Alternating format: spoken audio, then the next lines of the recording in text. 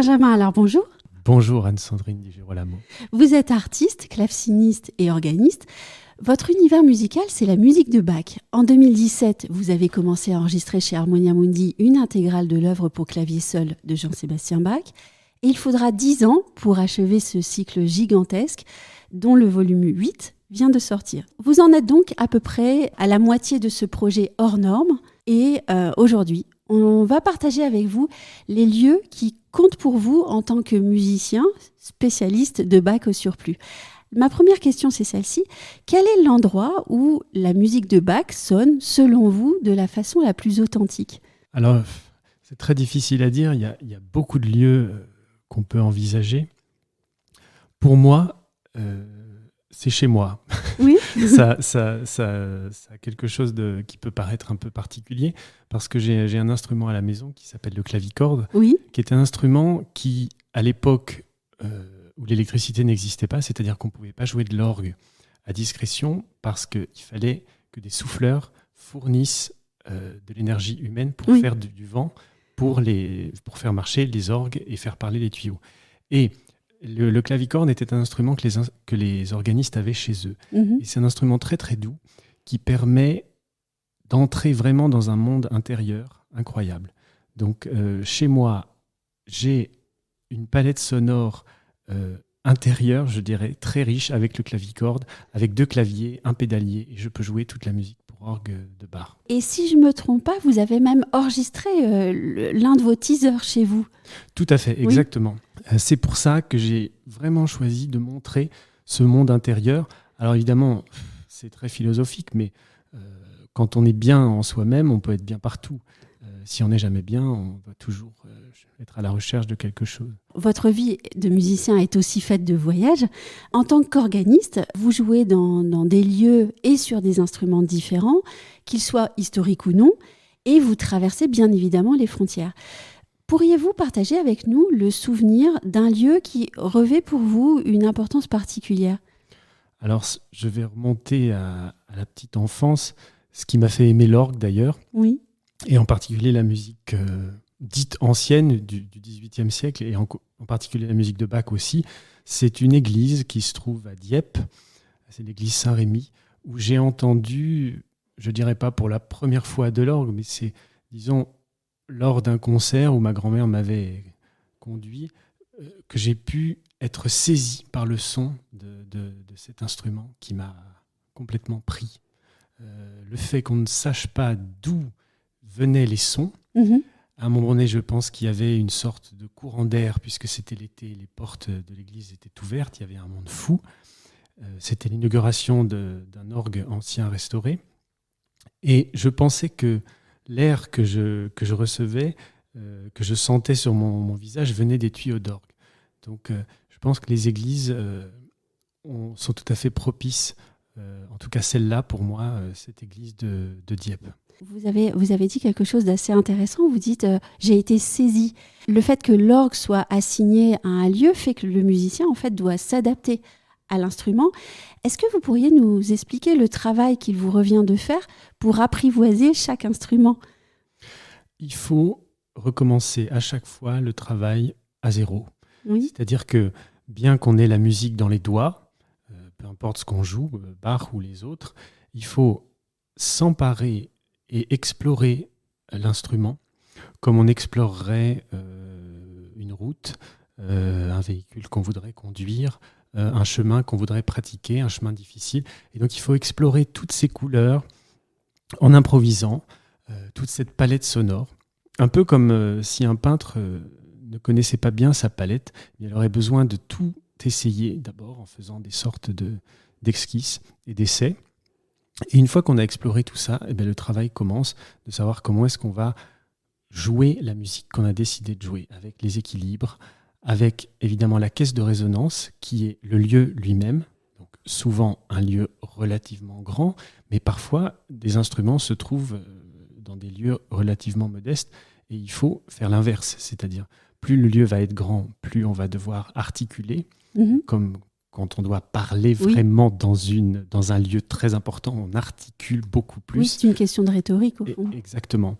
Et dans les églises, je trouve que malheureusement, on a souvent perdu, en tout cas dans les grands lieux, à l'aide des microphones qui précisent justement les choses et le son qui est relayé un peu partout. On a justement souvent perdu cette forme de rhétorique qu'il faut retrouver avec la musique, puisqu'on n'a pas de choses pour pallier à l'acoustique naturelle d'une très grande église. Ce travail d'adaptation, vous devez aussi le faire parfois dans l'urgence. Je suppose que vous arrivez la veille d'un concert, mais c'est pas forcément facile de s'organiser au fond. Je dirais c'est une question assez bête que je vous pose. Non, pas du tout. C'est une question très intéressante parce que la veille, c'est vraiment, même parfois assez juste. Le mieux, c'est d'arriver l'avant-veille et de passer des moments vraiment très, très au calme, en essayant de spéculer sur ce qu'un son produit par l'instrument, qui est une machine compliquée, l'orgue, dans le lieu, et essayer de se concentrer pour entendre ce qui revient, puisque le son, évidemment, est envoyé, se balade et se répercute sur les parois d'un édifice, et tout ce qui revient, et c'est ça vraiment qui va créer l'équilibre et la magie, mais tout ça est une sorte de spéculation sur la magie sonore. C'est très délicat, mais la plupart du temps, je fais en sorte que ça fonctionne, et on envoie souvent des informations qui sont perçues. On ne peut pas tout maîtriser, mais j'essaie de faire de mon mieux pour recommencer ce travail à chaque fois à zéro. Et est-ce qu'on peut dire aussi que le public aura son travail à faire ? Je pense qu'il a aussi son travail à faire au niveau de ce qu'on pourrait appeler l'analyse du son. C'est un peu comme quand on observe quelque chose. Si on est de l'obscurité, on ne va pas voir grand-chose au départ. Et plus l'œil va s'adapter à l'obscurité, plus on va voir de détails dans l'obscurité. Eh bien, c'est la même chose. Si on entend des choses très fortes, eh bien, on va être un peu surpris dans un premier temps, et puis l'oreille va s'habituer. Si on entend soudainement des choses très douces, eh bien, il va falloir que l'oreille s'habitue. Et comme une conversation qui se fait de façon très, très douce, je pense que l'humain et le cerveau humain est capable de s'habituer. Il faut juste en être conscient. Et c'est ça qui est très, très intéressant. Il est très intéressant pour les auditeurs et pour les observateurs et pour l'humain en général, d'essayer de saisir toutes ces choses. On a énormément de choses à saisir qui nous entourent et parfois on ne les voit pas. Je vais profiter de votre expérience de grand voyageur musicien. Le grand public a beaucoup évidemment entendu parler de l'orgue de Notre-Dame suite à l'incendie de la cathédrale.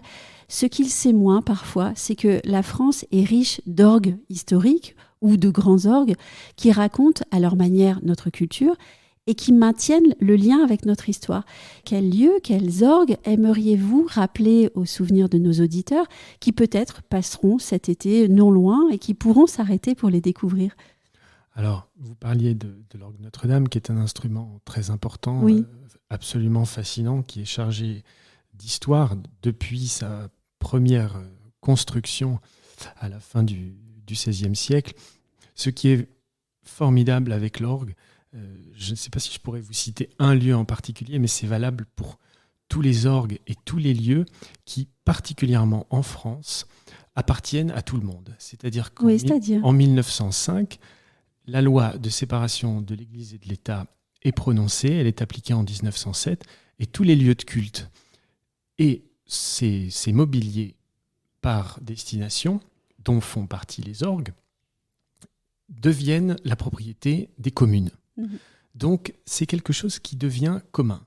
Qu'on soit croyant, chrétien, X, Y, Z, c'est un lieu qui devient commun. C'est-à-dire que la commune, chaque bourg, chaque village, chaque commune a l'entretien de ce lieu.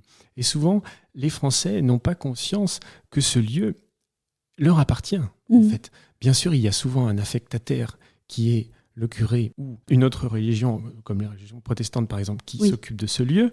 Mais à partir du moment où on a l'accord de l'affectataire, ce lieu appartient à tout le monde. Et je dirais à n'importe qui se promène n'importe quand, partout, qui a envie d'entrer dans une église, eh bien, c'est pas si compliqué. Même si l'église est fermée, on trouve toujours quelqu'un à qui demander.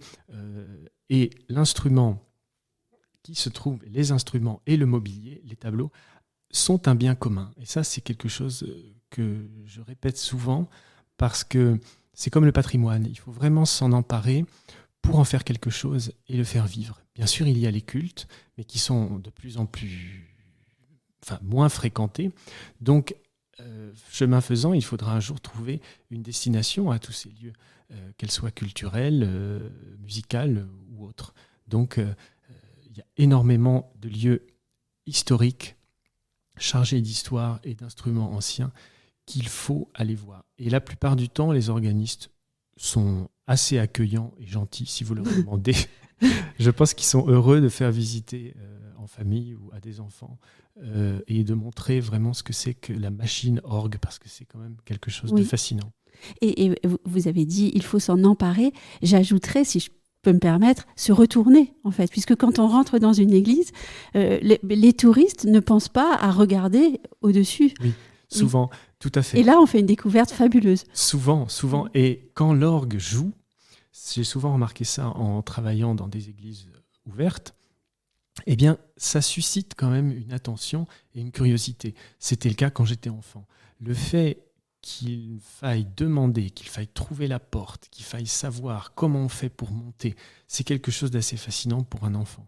Donc, j'encourage vraiment tous ceux qui sont charmés par ce son à essayer d'aller voir. C'est comme monter en haut d'un beffroi qu'on voit n'importe où. Ça, tout le monde a envie de faire ça, sauf quand on a le vertige. Mais c'est quelque chose qui est la première envie, c'est de dire « Ah, mais on peut aller là-haut, ah, il y a quelqu'un, on y va. » Voilà. Avec une notion européenne à la chose. Oui. Ça ne concerne pas que la France. Il y a des orgues fabuleux en Italie, en Allemagne. Ah, mais évidemment, complètement. Mais qui ne sont pas encore, je dirais, touchés par cette loi commune, puisque les biens de l'Église dans les autres pays appartiennent toujours à l'Église. Je ne porte pas de jugement là-dessus, mais en France, nous avons quand même une chance d'avoir cette loi qui, depuis plus d'un siècle, fait que ces biens sont communs. Alors évidemment, ça coûte cher, mais il faut en avoir conscience. Et c'est parce qu'on en a conscience, justement, que ces lieux entrent dans l'histoire et sont à tout le monde. Quittons le monde de l'orgue pour aller maintenant vers celui du clavecin et du clavicorde, qui est aussi le vôtre. C'est un instrument, cette fois, qui ouvre à l'intimité, tout comme le lieu, souvent, dans lequel on en joue. Je me souviens, par exemple, d'un récital que vous aviez donné au Musée de la Chasse à Paris il y a quelque temps. Tout était en extrême délicatesse, autour d'un instrument qui était absolument exceptionnel. Le clavicorde est le seul instrument à clavier qu'on pourrait comparer à la voix. Oui. Parce que la petite tangente, pièce de métal qui est directement reliée au clavier, il n'y a pas de transmission, il n'y a pas de mécanisme. C'est-à-dire, le doigt du musicien est directement, par l'intermédiaire de la touche et de la tangente, en contact avec la corde. On peut même faire du vibrato, comme un chanteur. Alors évidemment, il y a un inconvénient, comme vous le disiez, c'est que c'est très très intime, mais il y a une palette sonore très très riche. Et le piano ne permet pas de faire ça, par exemple.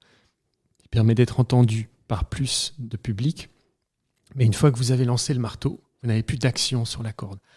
Alors que la corde vocale qu'on utilise pour chanter, pour parler, eh bien, elle est en vibration et on peut avoir vraiment une incidence sur chaque son. Et nos émotions, évidemment, nous jouent beaucoup de tours. Si on est ému, évidemment, on parle moins bien. Tout ça se fait sentir.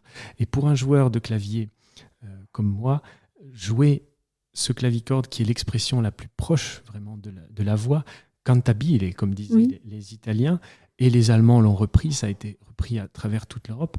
Ce clavicorde a fasciné vraiment à travers toute l'Europe et tout le monde d'ailleurs.